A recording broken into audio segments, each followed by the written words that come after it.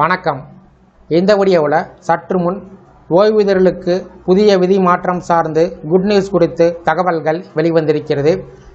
என்ன மரண விதி மாற்றம் வர உள்ளது, இதன் மூலம் யாரெல்லாம் பயன்பெறுவார்கள் என்பது சார்ந்து விவரங்களை பார்க்கலாம்.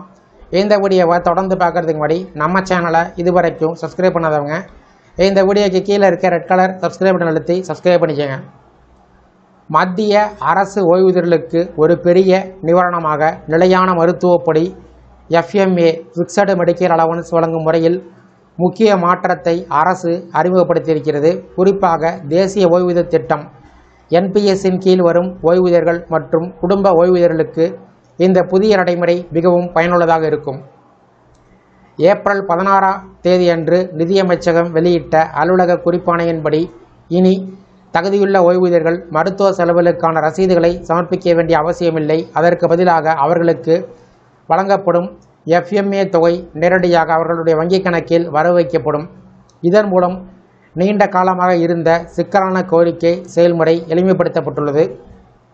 முன்பாக ஓய்வூதியர்கள் மருத்துவ செலவுகளை நிரூபிக்க பல்வேறு ஆவணங்களை சமர்ப்பிக்க வேண்டியிருந்தது.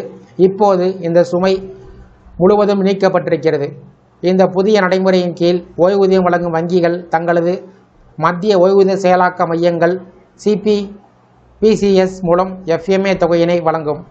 மத்திய ஓய்வூதிய கணக்கு அலுவலகம் CPAO முதலில் ஓய்வூதியரின் தகுதியினை சரிபார்த்து அதற்கான சிறப்பு முத்திரை அதிகாரத்தை ஸ்பெஷல் சீல் அத்தாரிட்டி SSA வங்கிக்கு அனுப்பும். அதன் பின்பு CPPC அந்த அங்கீகாரத்தின் அடிப்படையில் அரசால் நிர்ணயிக்கப்பட்ட விகிதத்தில் காலாண்டு அடிப்படையில் FMA தொகையினை பயனாளிகளுடைய வங்கிக் கணக்கில் நேரடியாக வரவு வைக்கும். முக்கியமாக இந்த செயல்முறை முழுவதும் தானியக்கமாக நடைபெறும் என்பதால் ஓய்வூதியர்கள் எந்தவிதமான விண்ணப்பங்களையும் அல்லது ரசீதுகளையும் சமர்ப்பிக்க வேண்டியது இல்லை. இது அரசு சேவைகளின் டிஜிட்டல் மாற்றத்தின் ஒரு முக்கிய பகுதியாக பார்க்கப்படுகிறது. ஆனால் இந்த நன்மை தொடர்ந்து பெற ஓய்வூதியர்கள் ஆண்டுதோறும் வாழ்க்கை சான்றிதழை சமர்ப்பிப்பது கட்டாயம். பொதுவாக ஒவ்வொரு ஆண்டும் நவம்பர் மாதத்தில் இந்த சான்றிதழ் டிஜிட்டல் அல்லது அச்சு வடிவில் சமர்ப்பிக்க வேண்டும். இதனை சமர்ப்பிக்க தவறினால் டிசம்பர் மாதம் முதல் FMA மற்றும் ஓய்வூதிய பணம் வழங்குவதில் இடையூறு ஏற்படலாம். மேலும் ஓய்வூதியர்கள் விரும்பினால் FMAவிலிருந்து CGHS central government health scheme புறநோயாளி சேவைகளுக்கு மாறும் வசதி உள்ளது. அத்தகைய மாற்றங்கள் தற்போது உள்ள அரசின் வழிகாட்டுதலின் அடிப்படையில் மேற்கொள்ளப்படும். அதேபோல் வங்கி அல்லது கிளை மாற்றம் ஏற்பட்டாலும் CPAO விதிகளின்படி அந்த மாற்றம் செயல்படுத்தப்படும். மேலும் ஓய்வூதியரின் மரணத்திற்கு பிறகு இந்த நன்மைகள் குடும்ப ஓய்வூதியர்களுக்கு தொடரும் வகையில் விதிகள் அமைக்கப்பட்டிருக்கிறது. தகுதியுள்ள குடும்ப உறுப்பினரின் பெயர் முன்பே பதிவு செய்யப்பட்டிருந்தால் அவர்கள் நேரடியாக வங்கியில் விண்ணப்பித்து FMA பெற முடியும். பெயர் பதிவு செய்யப்படவில்லை என்றால் சம்பந்தப்பட்ட அலுவலகத்தின் மூலம் புதிய அங்கீகாரம் பெற வேண்டும்.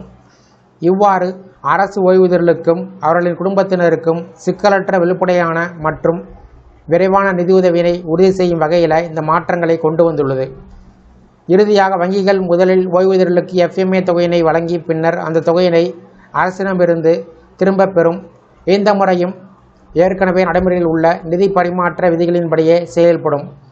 புதிய நடைமுறை ஓய்வூதியர்களின் வாழ்க்கையினை எளிதாக்கும் ஒரு முக்கிய முன்னேற்றமாக பார்க்கப்படுகிறது.